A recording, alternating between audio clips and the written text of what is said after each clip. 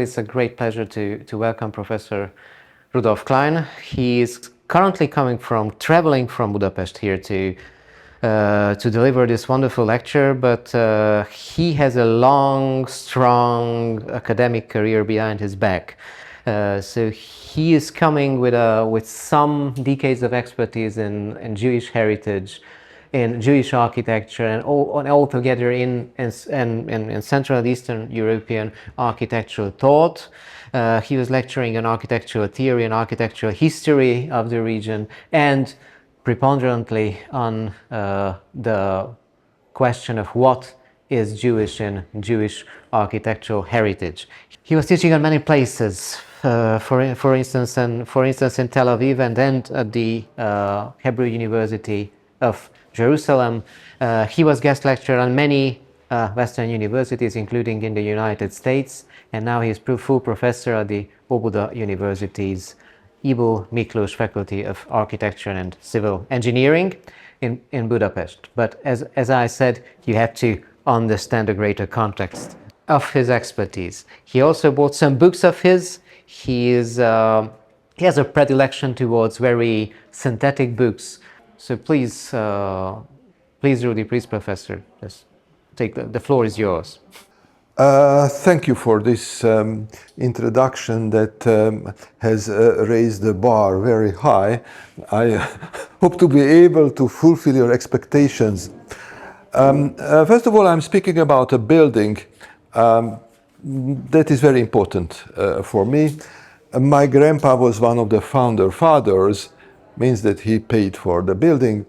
My grandma, who was an opera singer, opened the building. She sang the Kol Nidre, and me and my dear wife, who is sitting here, made services to the restoration to rescue the building from the appetite of real estate developers in the 1890s. The building that I'm going to speak about is very special. This is the first Art Nouveau synagogue in the world. And this is the first Art Nouveau building in the region that it stands now, meaning the province of Vojvodina, what is today Serbia. So it is a very innovative building. I will speak about its social background, which is quite important, its artistic merits, and its technological aspect that is also quite significant. First of all, I didn't introduce myself.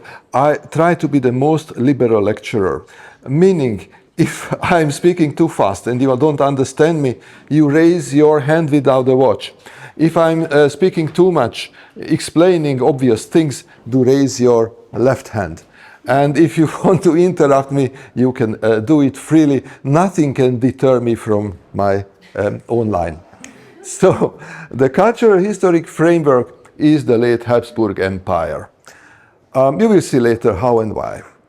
The second item that I'm going to address is the geographical distribution of the Jews. We used to speak about the Jews as a mass, as a people, the Jewish people, and it's much more complicated than that. The Jewish society or Jewish minority is a very complex folk with very complex stratification in terms of finances, in terms of religious observance, so it is a rather complex matter. And in this matter, geographical distribution inside the empire and geographical distribution inside the settlement, the city or town or township plays another important role that is very similar to the situation in Oradea. Then item 4 is architectural language, which from the emancipation onwards serves the Jews to send some messages from the host nation about their agenda, their social agenda, cultural agenda. So the building style is not something as we can take as a matter of fact, as a period phenomenon, but it is part and parcel of the message of the building. Then we come item 5 is synagogue typologies. Usually the sacred buildings are very strictly regulated by the churches, by the mosques, whatever you like, Buddhist sects. In the case of synagogues, it is a very interesting free play of the architect and local Jewish community. So you can have two synagogues, one besides the other, built in the same time by the same community in different styles, because the head of this synagogue congregation has another message than his counterpart. Then about the architect, Dezső, Jakab and Marcell. Komor Dezső Jakab is from this area of the empire. And then something that is very important regarding this synagogue, it looks like a compact building, a word for itself, but it's not. It sends different messages to the Gentiles, messages to the Jews, and these are messages also of historic character, and this will be discussed later on. And finally, this building speaks about assimilation, the wish of the Jews to become an organic part of the host society, which is quite a complex matter. On the surface, yes, they became German-speaking Israelites. This oxymoron is a period expression, or Hungarian-speaking Israelites. So they were reduced to confession vis-à-vis the reality that they represented ethnicity. All these elements of ethnicity, way of thinking, behavior, values, religion, and so on and so forth. The Austro-Hungarian Empire, you have here the ethnic map. And it's quite interesting that there are some similarities between Oradea and Subotica. And here you have the emperor, Kaiser Franz Josef, who was nicknamed der Judenkaiser, the emperor of the Jews. Well, he was emperor of the Jews as well, but this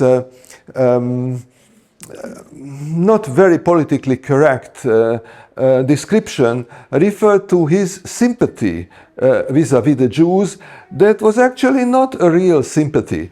This was a rational consideration that the empire was very multifaceted, you see, from the ethnic constitution, and it's not only ethnic, it's confessional constitution, it's economical development, a lot of things are put to the same basket. But the Jews were a very important element that has held together the empire. There were two factors, the German-speaking bureaucracy and also German-speaking Jewry that hold together the empire. So one was the administration, the other was the economic infrastructure, which is expressed in this quotation of Milan Kundera. He published in the mid-80s pamphlet titled The Tragedy of Central Europe, when he emphasizes the role of Jews as an intellectual cement of Central Europe. And the Central Europe extended also over other German and non-German speaking countries, also to Germany, partly to Poland, Czech Republic, and so forth. Now we have the ethnic map of Austria-Hungary. You have Subotica and you have Oradea. Both cities lie on, or lied at some point of history, on an ethnic division line. You see that Oradea is on the borderline between the Romanian population and the Hungarian population. Subotica was much more complicated. This map is not really depicting the situation. It says that it was on the borderline of the German and Hungarian-speaking population, but it's not entirely true. The majority of the population spoke Slavonic languages. Serbian, Croatian, Bunjevac, Vend, whatever you like. Now, politics. This guy, who looks like an intelligent peasant, was the Minister of Justice of the Hungarian part of the empire, Ferenc Deák, who uttered a politically highly incorrect sentence. Jewry is like the salt. You need a pinch of it with all your meals, but too much spoils the food.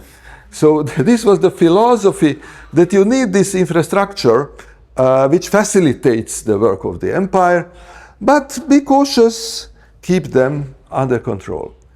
But what practically happened was just the opposite. Jews came in larger and larger numbers here. The reason was quite simple. Jewish kids couldn't remain in the northern provinces of the empire, Galicia, Bukovina, Moravia, just the firstborn son was allowed to be a citizen, and the rest had to move. So this was the reason, yeah, can you imagine this? But it became much worse in the 20th century. So this is an 18th and 19th century matter. And then they started to go to the south, because you will see later on that the south was not that heavily inhabited by Jews, so this was the way out. By being in large numbers, in Budapest this was 24%, which is quite a significant number, and they were particularly intensely present in entrepreneurship and architectural design, because it was business. At that time, a designing architect was a rich guy, not as today. Now you have the entrepreneur and the developer who are getting rich, but at that period it was the way around, so they flocked to this profession because it was beneficial in this respect. Now, this is the point, how this role of the Jews and the role of the synagogues as such changed in the last 150 years of emancipation, let's say 100 years under the Holocaust. The first item is the Moorish-style synagogue, the Dohány Temple, which corresponds to the idea that the Jews are Asiates of Europe, that they are basically from Asia, which is not true at all, because Ashkenazic Jews are from Germany. They reached Germany before the Germans. They were there in the Roman Empire. And they stayed there until mid-14th century. They were expelled on the pretext that they poisoned the wells, and this is the reason why Christian population died en masse after the plague of 1346. So this is the first layer.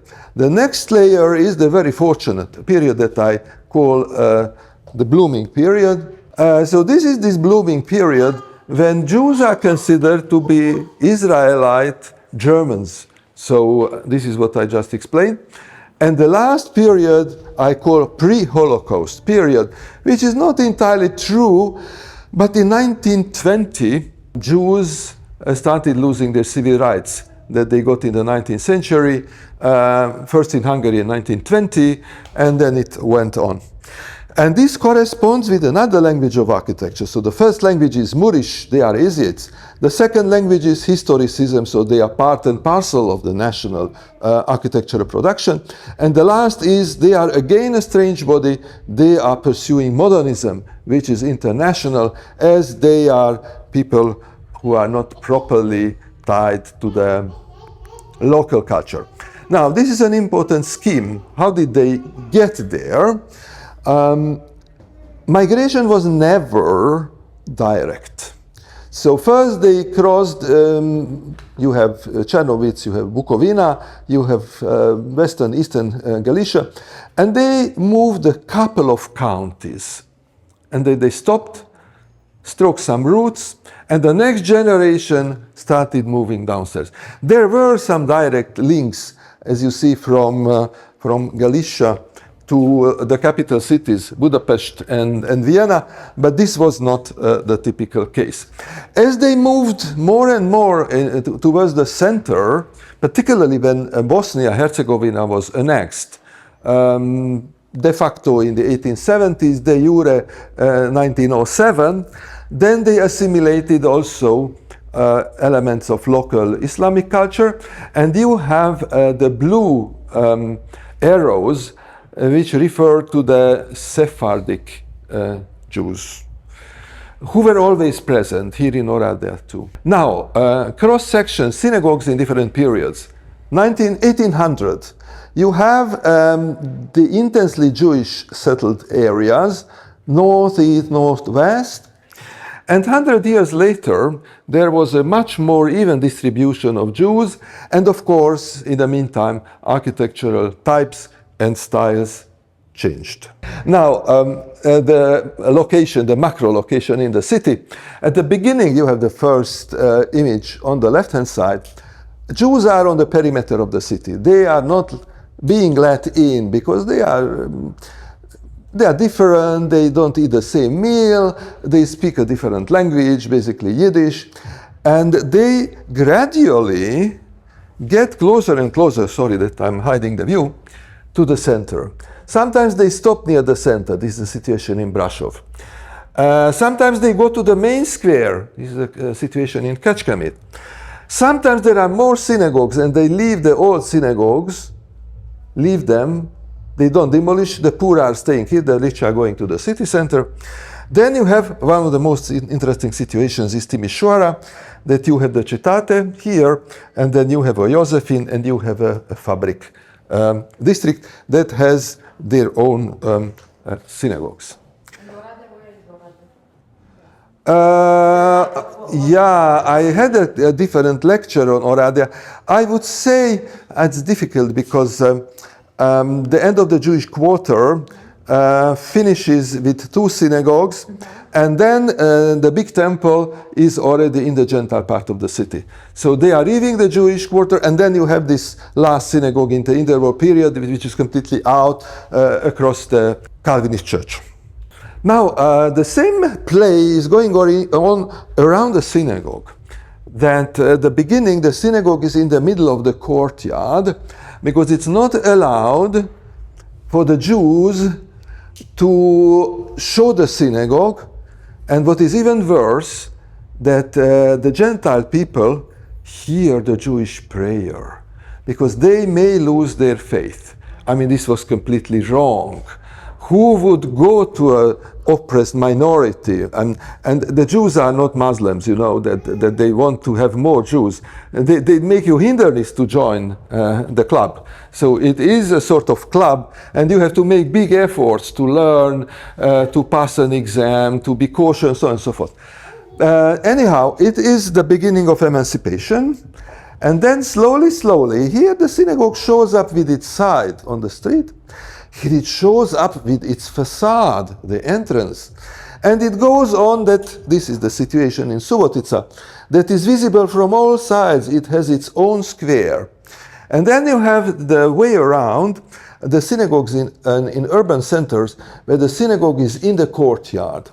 This is Oradea, the Zion temple. You have the riverside, and it is dominating the riverside. Actually, the idea, the source is the big synagogue of Nuremberg, which was quite interesting later. The subtitle is interesting. The architects nicknamed the synagogue as the tent of the wilderness or tabernacle, which was standing, actually rising among 100,000 pigs. Oops. You know that the pig has a very special status in Judaism. How come?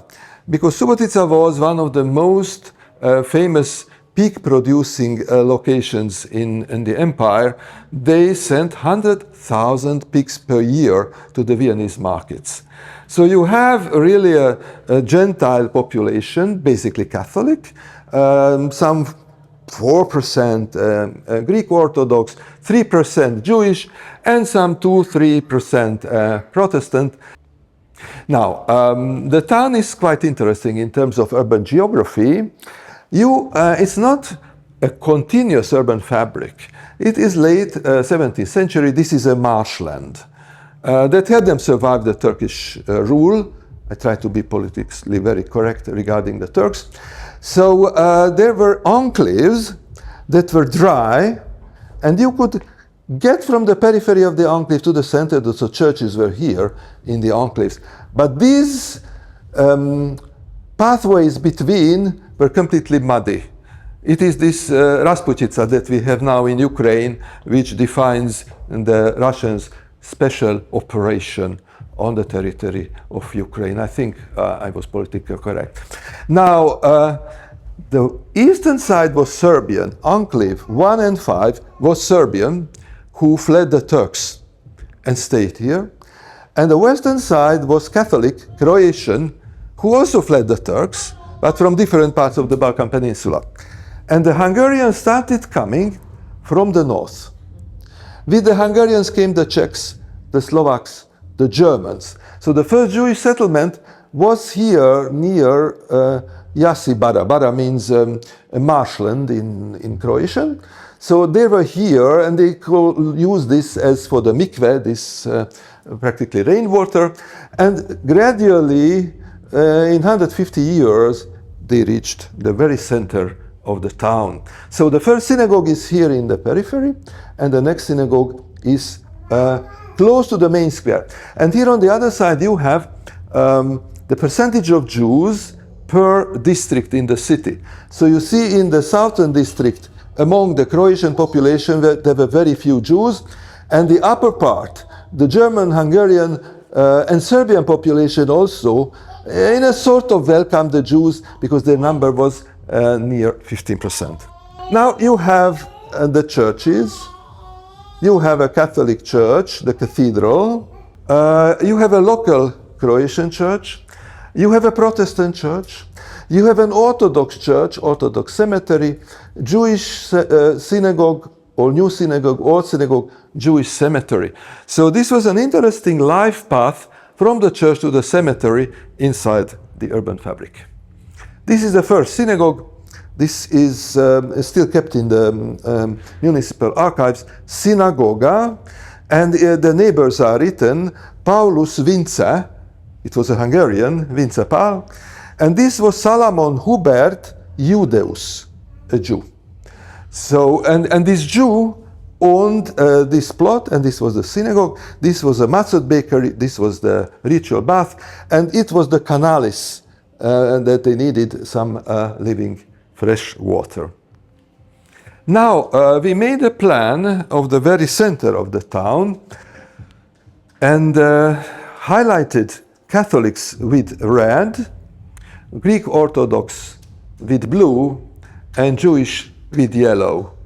I'm not sure that it was a correct decision regarding the colors, but my colleague was a Swedish, he's from a Huguenot family, Frederick Bedouard.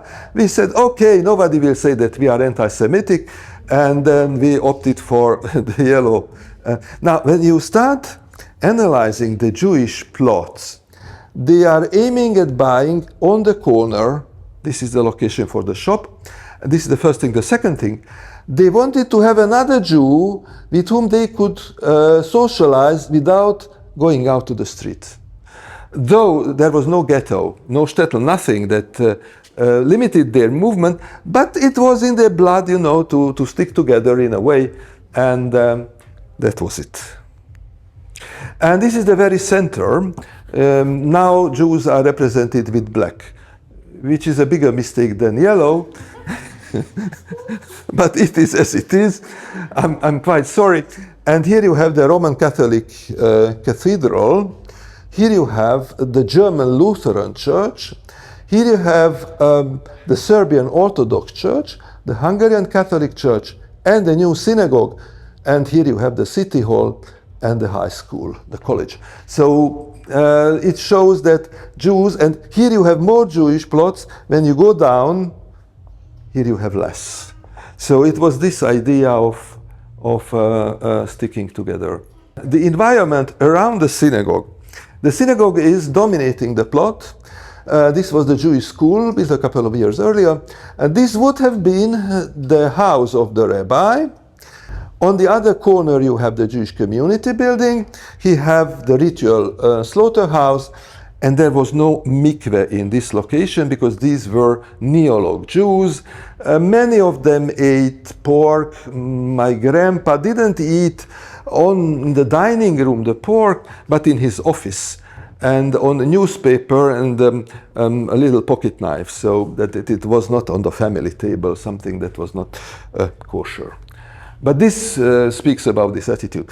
Now, other confessions and nationalities had their own centers. Catholic Hungarian Center, Catholic Croatian Center, Serbian Orthodox Center with the Serbian Church, Lutheran Church, Germans and Czechs, and the old synagogue, and the new synagogue which was on the marketplace. And now we see the synagogue in the veduta of the town that basically as a non-county town, Subotica was not allowed to have buildings higher than 1 floor over the ground floor. And the synagogue is stretching out together with the Catholic, Hungarian Catholic Church, the Serbian Church on the edge, and the cathedral. So they landmark their position in the city.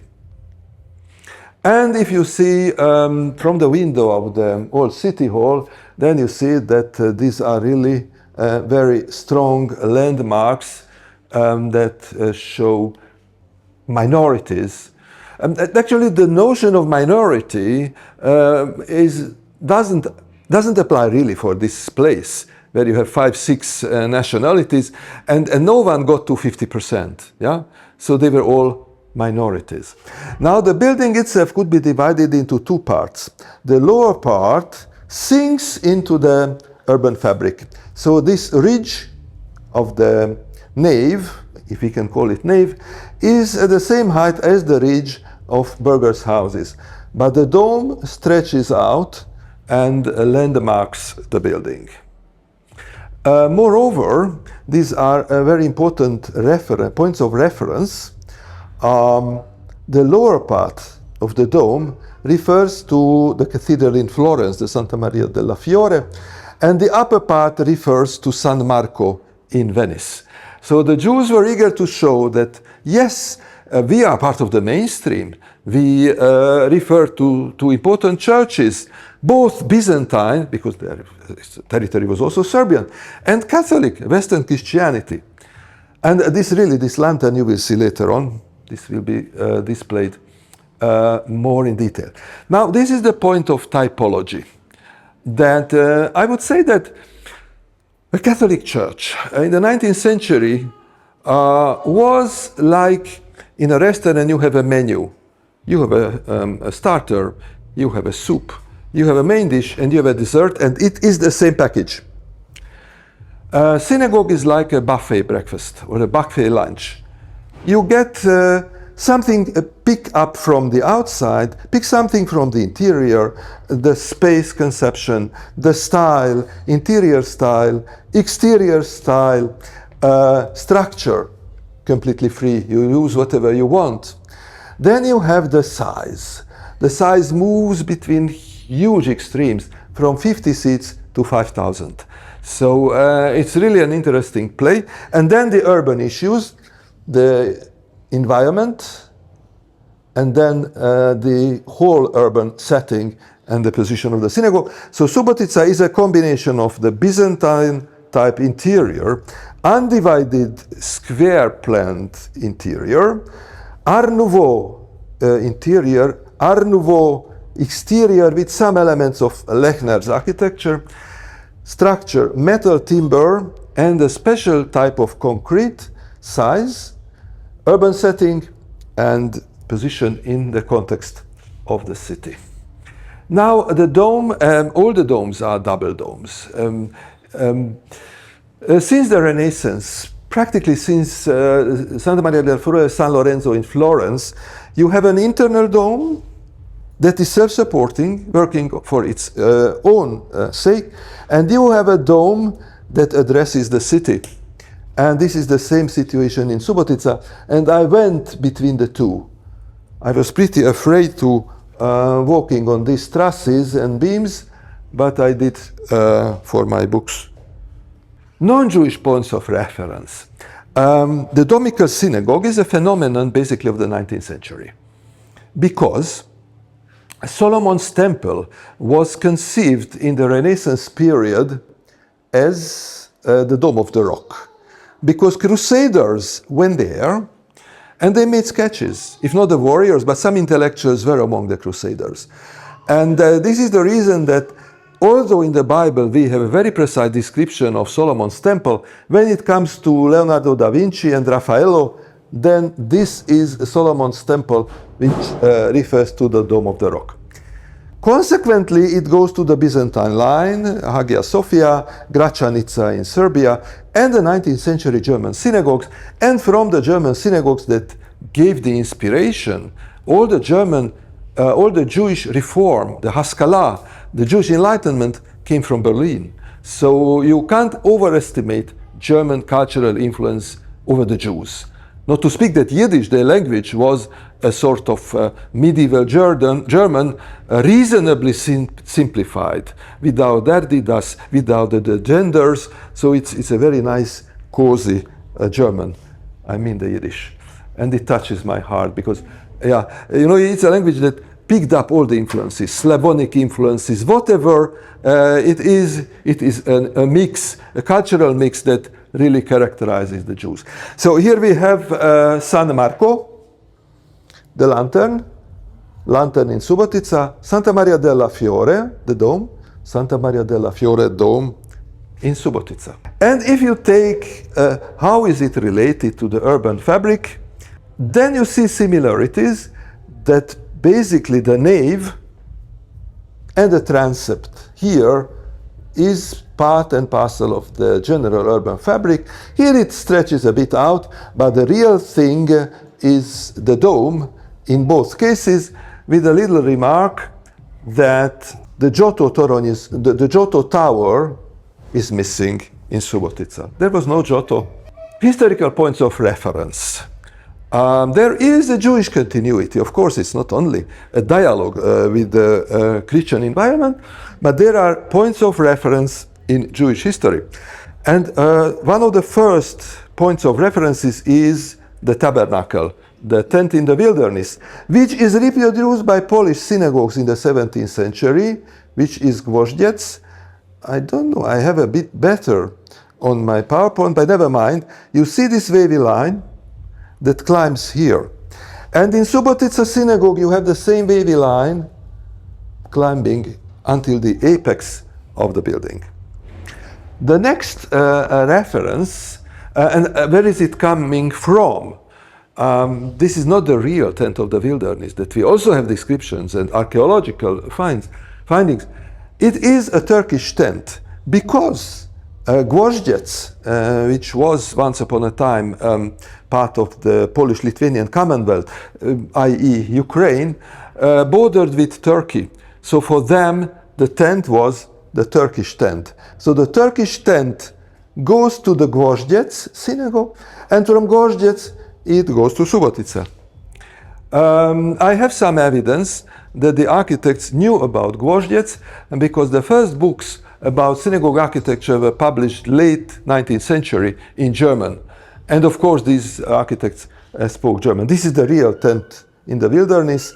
This is in Shiloh, not far from Ramallah. So it's actually an Arab territory. And here you see this transition, and the transition is pretty similar. And it is again the tent of the wilderness, but now the point is quite another one. There is a reference in Subotica synagogue to the cube. The architects spoke about the Holy of Holies, Kadosh Kadoshim.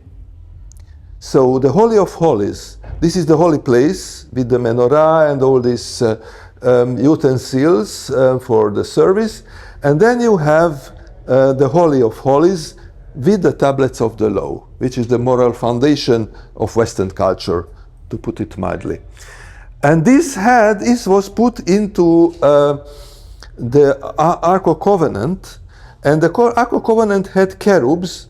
These are not exactly cherubs, this is a 19th century depiction, but you have the wings, and this is the reason. And then the temple, Solomon's temple, also has the holy place, and has the Holy of Holies, again a cube. And this cube symbolics goes to Christian architecture. In the Renaissance, it is the El Escorial that uses the square, that uses the cube. And it goes to Juan Bautista Villalpando, who makes a drawing of the heavenly Jerusalem, which is again made of cubes and squares. And this is the floor plan of El Escorial. Now the Subotica synagogue is practically a cube, 25 by 25 by 25, with some additions of smaller cubes. And there is something similar. On the right-hand side, we have the famous synagogue in Dresden of Gottlieb Semper, who was probably the most influential architect of the mid and second half of the 19th century after Friedrich Schinkel. And then there are these squares, the prayer hall, the staircase is 2 cubes, the Holy of Holies, and which is the ark and the bima together, again a square, 10 by 10 meters, and the entrance, the lobby and the narthex. The dome, the double dome, then the Yachin and Boaz, the 2 columns in front of the synagogue, which show up, these were independent columns, topped by a pomegranate, which is a symbol of fertility and so on and so forth. Here you have it in floor plan. And here it shows up on the edge of the narthex, here. So it is integrated, but not into the main volume, but into the narthex of the synagogue. Now, the Yachin and Boaz shows up on the ark of the synagogue. This is Subotica. This one is Kazinci Street in Budapest. And this is in Trnava, where you have this funny column that stops here without any tectonic roll. So it shows that it is a symbol. It's not an architectural element. Cherub wings. These are the cherub wings which show up on the ark. And this is how it was carried around. And here you have the cherub wings. And then the Jewish symbols, which are always framed into local national folklore. In the case of Art Nouveau synagogues, there are not that many. There are 5, 6 on the territory of the Hungarian kingdom, but this is definitely the flagship.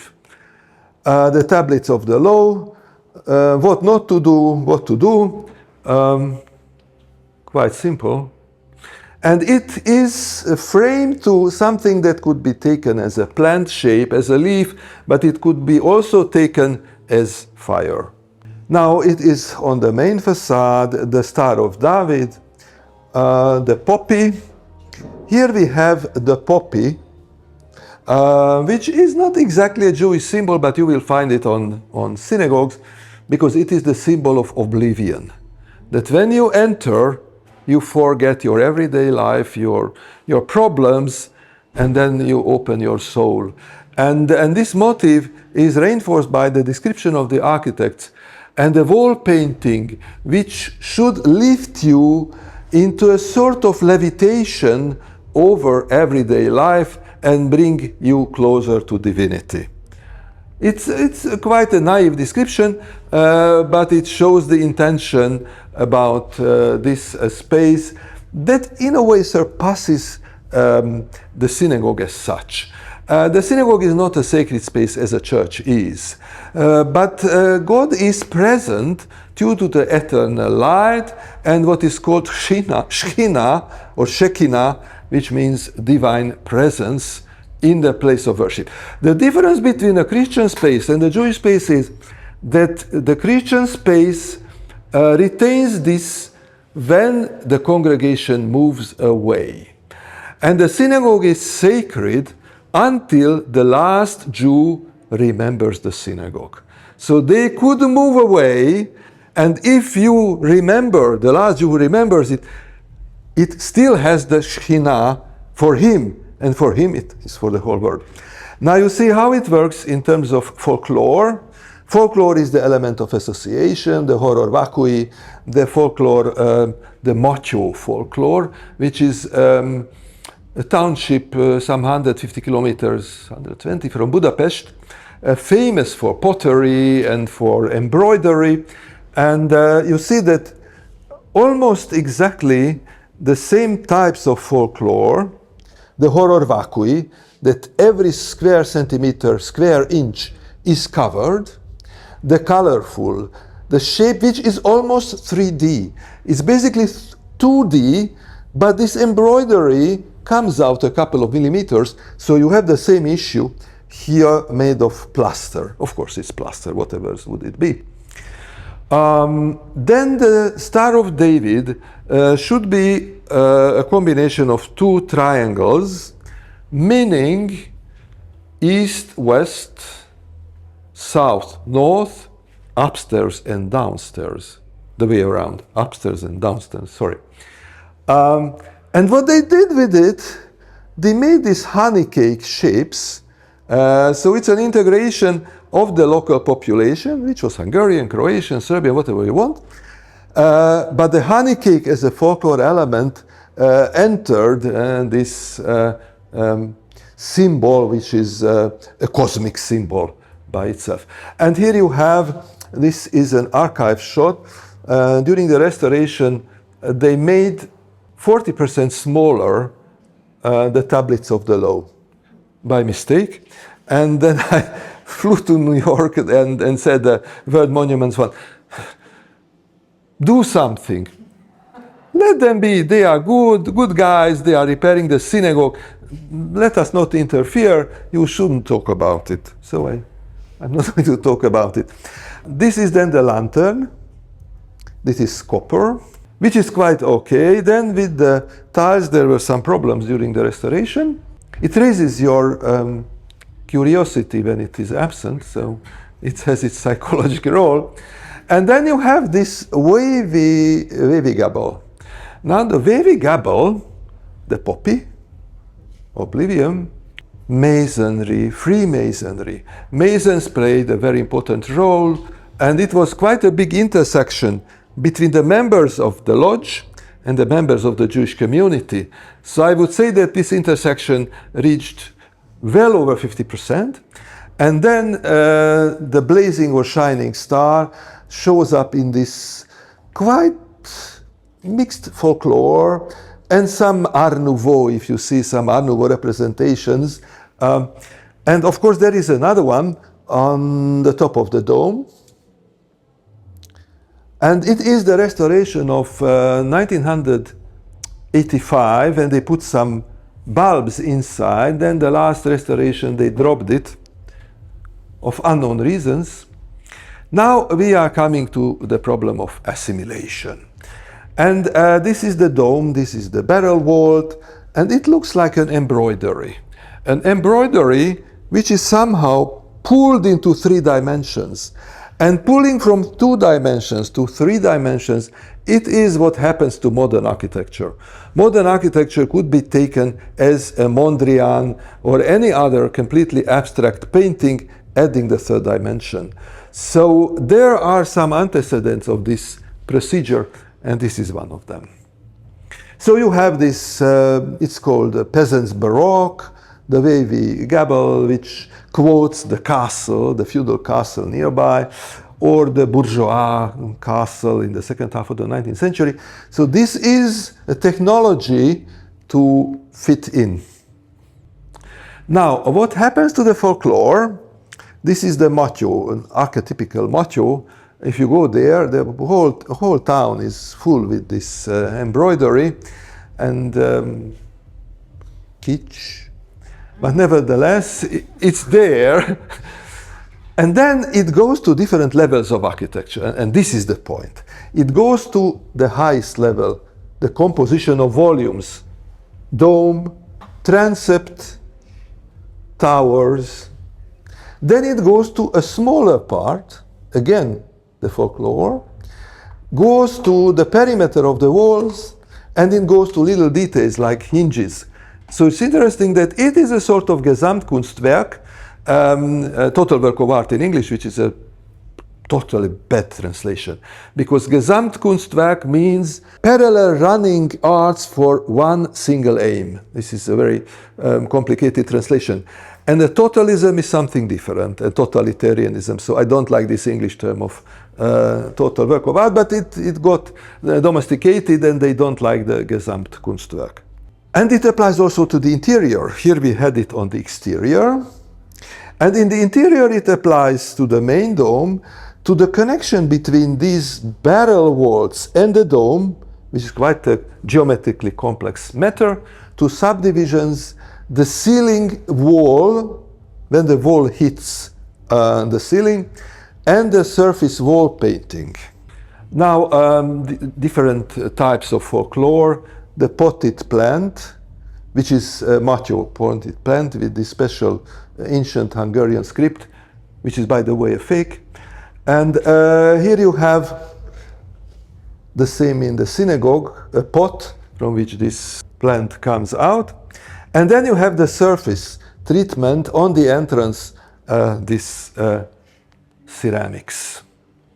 And it's basically the same idea. Linear ornament, linear folklore ornament, linear folklore ornament. It has the trusses. It is a metal structure behind. This is the pendentif, the place where the rectangular goes into octagonal and circular, which is probably the most exciting part of any connection between the drum and the dome, meaning this worldly and the heavenly. And it's again the same a potted plant, which in a way makes to this horror vacui type decoration. The same applies for the stained glass windows. The restoration was quite good, but the problem was that the stained glass missed the colors, missed the materials. Now it is plastic, and it's plasticky. Now, what is behind? The idea behind is that the Hungarians should ethnically, the Jews, these are religious Jews, you can imagine, from the northeastern provinces, Galicia, Bukovina, and this is this Hungarian ethnic robe, and you see that something is wrong. These guys would never become like this. When they go to the synagogue, this is the way how they went to the synagogue. The grandpa with this huge beard and the holy books, and then this is the family, and this is how these settlers or whomever in the more organic world go to the church. Linear ornament and the ceiling. Linear ornament on the edges. So this is the truss, the metal structure, and this is the folklore, and you have a situation then, which is a dramatic point, when the ceiling hits the beam. So where horizontal and vertical meets, this needs an emphasis, and this emphasis is folklore. These are these ladies, and the arc turned 180 degrees around, but never mind, the idea is there.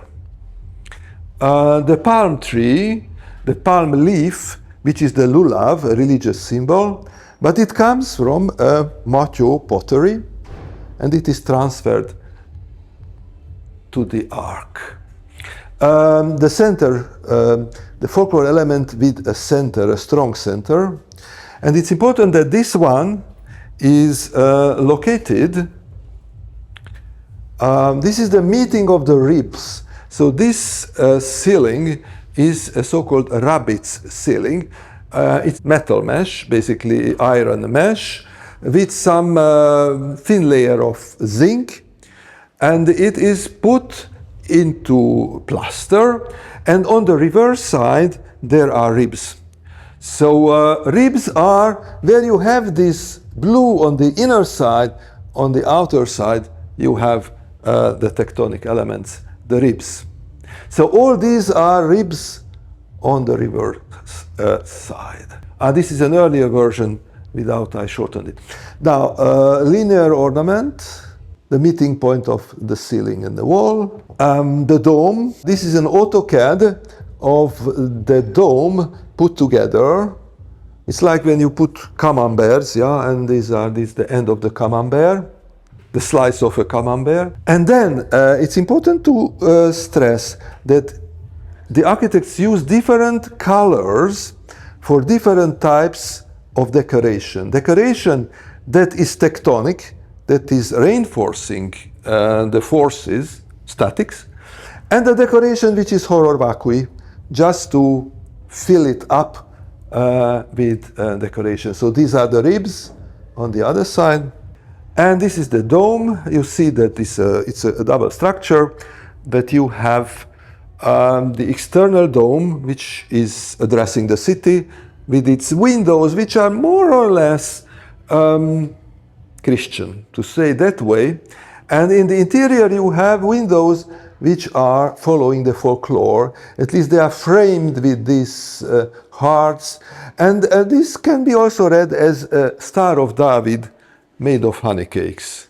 To sum it up, what is extraordinary about this building? That usually, if you build a church, you have the tradition, be it an Orthodox church, you have the main part, you have the iconostas, you have the part of the women, men. If you build a Catholic church, a Protestant church with a gallery and so on and so forth, you have the tradition, you have the structural solution, and the outcome is the architectural form. And the decoration is something post festum. It follows the rules of architecture. In this synagogue, you have the folklore, which is the beginning. Then it goes into structure. It is pulled up into 3 dimensions, and it results the architectural form from the exterior. Yeah, so this is illustrating these problems. The ribs on the reverse side of this, it is 3 centimeters only. And it survived. It was leaking for decades, and it survived.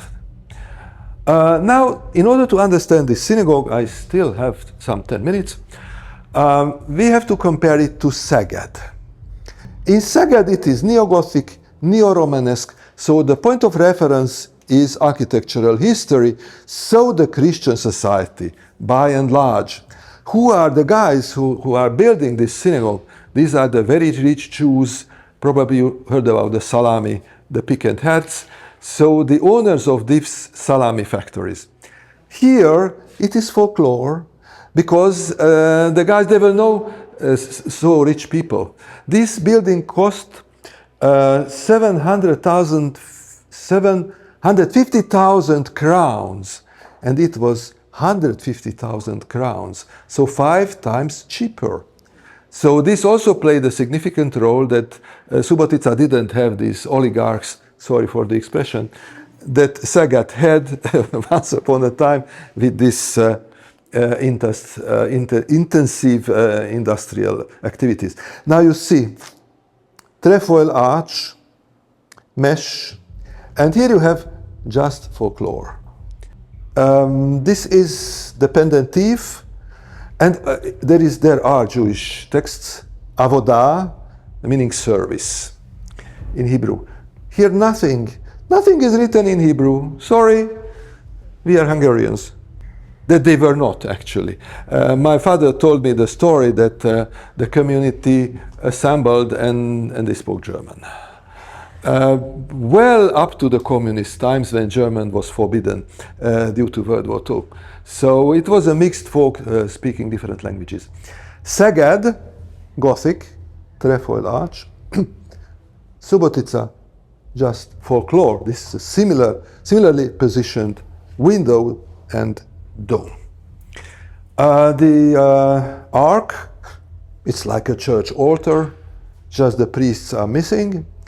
And this is something much more simple. Now, the last topic that I'm going to address is restoration. It was restored many times. In 1979, the community gave the building to the municipality because they were not able to maintain it. And I shall never forget, my father came home a Friday night and had a little plaque, Klein family. So it was taken away from the bench. And curiously, my grandmother, the women part of the family, still have the plaque on the gallery that I'm very proud of. The building fell into decay. The Communist Party wanted to destroy it. They planned a high-rise building here between the synagogue and the community building. That some people succeeded, including my family members, to undermine, and then I lost my job, and I was told that in Yugoslavia I'm not going to get any well-paid job anymore. And I told the guy, the head of my company, listen, I already speak 5 languages, have a PhD, an MPhil, I will find my way in the world. And it happened like that. So the last restoration was 95% correct. This is an invention of the architect who restored it. In the meantime, he passed away, so I'm not going to criticize. These are some parts are original. Tiles are done newly in the Pécs Zsolnay factory. This is almost exactly the original, just this unfortunate stained glass window is plastic, and it's a very bad plastic.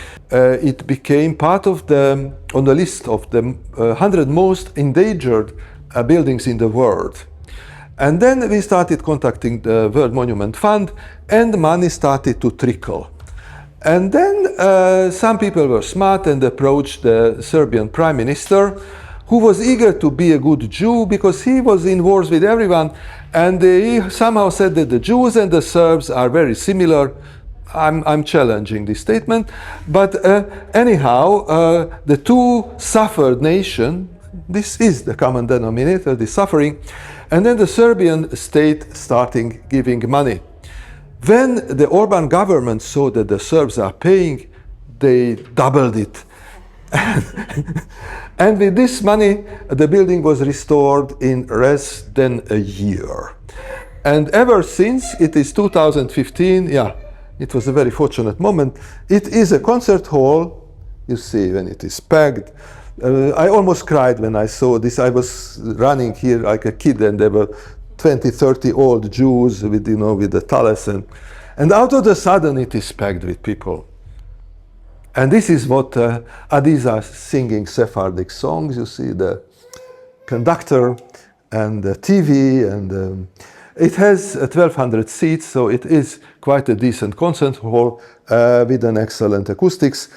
Also, Islam made its contribution. These tiles are from Morocco, freshly imported from Morocco, and it really looks good. We should put a plaque, you know, to attract Muslim tourists. Staircase, it's not that they will soften their attitude towards the Jews, but nevertheless, it is also part of cultural history. And the summary, so it is a total work of art. Different branches of art are coming together to make this effect. It has the Semperian Stoffwechsel, where the material changes but the form remains the same. It is also modern because it shows the sincerity of structures and materials, not mimicking historical elements.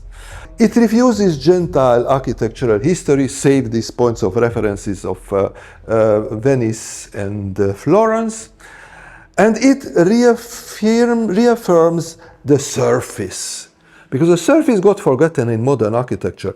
And the idea of the surface as a communication tool came up by the end of the 20th century. So it is in a way an antecedent. And I took this archive slide of mine showing these layers of different restorations during the last 50 years. That was it, and now I'm open to your questions, arguments, to learn something from you. So it's Klein Rud. Klein is my family name, Rudi is my given name, gmail.com. And then there is the university one that I don't like to read because I get hundreds and hundreds from my students, and then take it easy. But this I will answer you immediately. It goes to my handy. Thank you. That was it.